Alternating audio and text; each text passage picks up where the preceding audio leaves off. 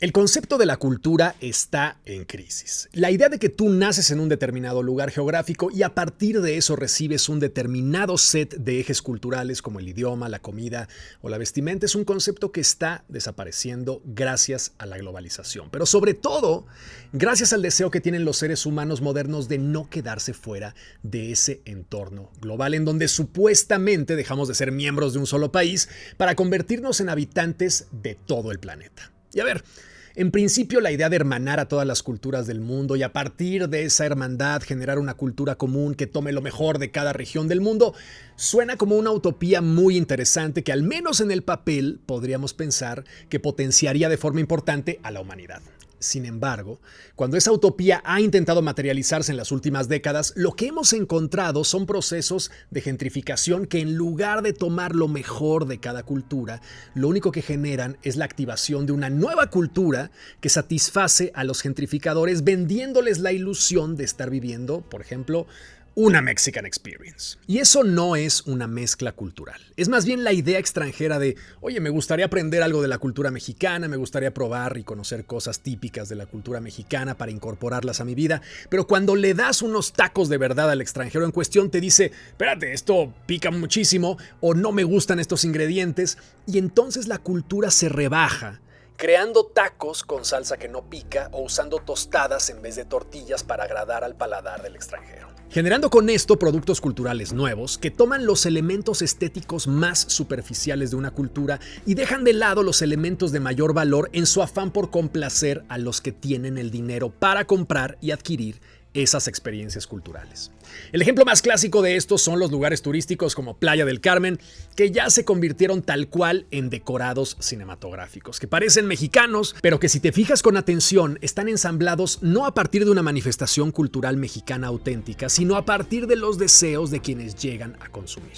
El año pasado tuve la fortuna o el infortunio de ir a Playa del Carmen y vamos, a lo lejos veías puestos de máscaras de luchadores, pero cuando te acercabas te dabas cuenta que las máscaras sí parecían de luchadores, pero en realidad traían impresos logos de equipos de fútbol americano. Vamos, había máscaras de luchadores de los Steelers para que los turistas se animaran a llevarse la suya. Ahora, lo interesante de todo este fenómeno y el tema central de este video es que los efectos de esta globalización mal entendida y superficial están ya empezando a impactar las cadenas de suministro de una gran cantidad de países. Porque de repente un país tiene un producto cultural que lo produce en la cantidad necesaria para satisfacer la demanda de ese producto entre sus habitantes. Y de repente encuentra que ese producto cultural se puso de moda a miles de kilómetros de su frontera. Y que los ricos que viven a miles de kilómetros de su frontera desean ese producto. Tienen el dinero para pagarlo, pero son tantos que no hay una cadena de abasto lo suficientemente potente para satisfacerlos. Y esto da lugar a una inflación brutal que irónicamente afecta a los que deberían gozar del producto en su lugar de origen. Un ejemplo dramático de esto es el matcha. Un té color verde brillante elaborado a partir de hojas de té verde cultivadas en Japón, que se muelen en un proceso artesanal, utilizando molinos de piedra para transformar esas hojas en un polvo finísimo que se empaqueta y se vende bajo el nombre de matcha. Lo que diferencia al matcha del té verde normal son muchos factores. En primer lugar, las plantas a partir de las que se cosecha se cubren y viven en la sombra semanas antes de la cosecha de cada primavera. Una vez recolectadas, las hojas se cuecen al vapor, se secan y se muelen hasta obtener el polvo que se utiliza para preparar el té tradicional o los matcha lattes a los que los estadounidenses se hicieron adictos en la última década.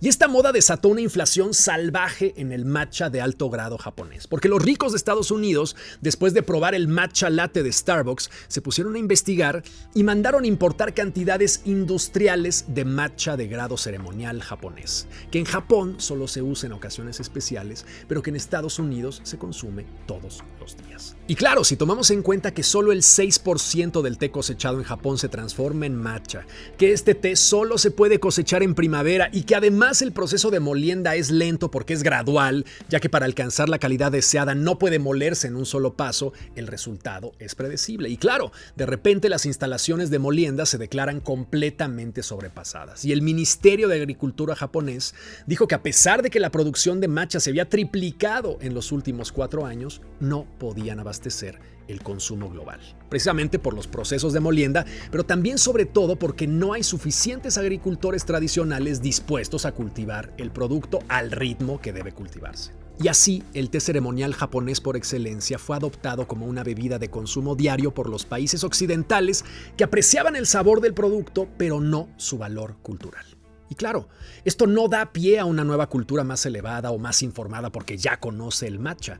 Da pie a la banal depredación de manifestaciones culturales que, al no poder satisfacer la demanda y al no poder educar a los consumidores de otras latitudes, terminan por generar sucedáneos baratos de su propia cultura. No quiero decir que Starbucks no usa matcha en sus bebidas, no quiero que me demanden, pero vamos, estoy seguro que no usan matcha ceremonial de primera calidad para prepararte tu frappuccino. Y seguramente los saborizantes de matcha serán o ya son ahora la respuesta a esta reciente crisis.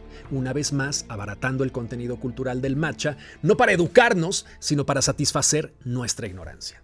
Y lo mismo sucede con muchísimos productos, como por ejemplo el mezcal mexicano, que de la noche a la mañana se puso de moda y hasta Walter White sacó su marca llamada Dos Hombres.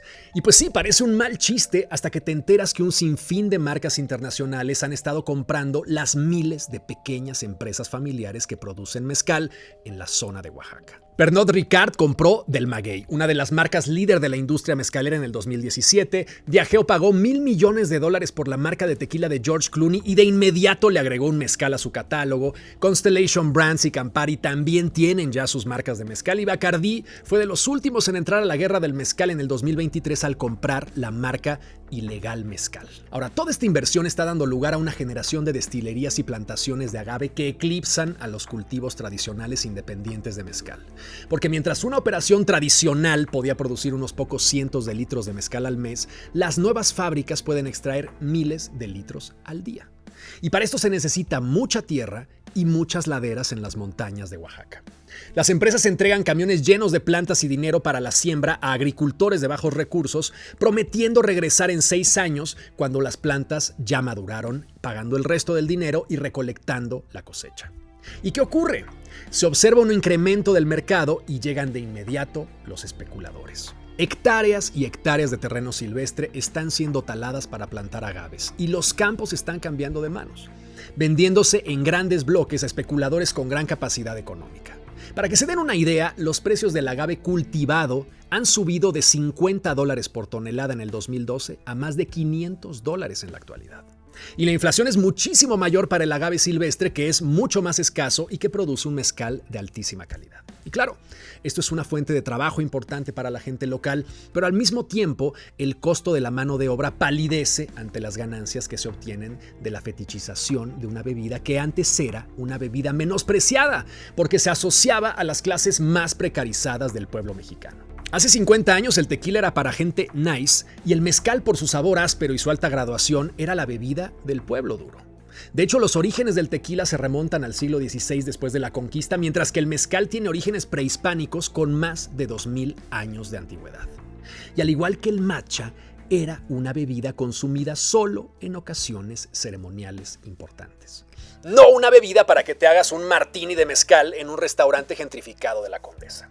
Una vez más, el remix cultural da como resultado la banalización de la cultura que produce y que está al servicio de la cultura que paga. Vamos, tampoco quiero ser catastrofista ni dogmático, a mí también me gusta el mezcal, pero sí me parece fascinante y aterrador cómo la cultura filtrada a través del espíritu de la globalización lo único que genera es un decorado hollywoodense completamente desprovisto de misticismo y de tradición, y anclado únicamente en la obsesiva necesidad contemporánea del consumo, porque como todos sabemos, vivimos en una era centrada en la idea de que hay que probarlo todo, pero siempre desde la mayor superficialidad posible.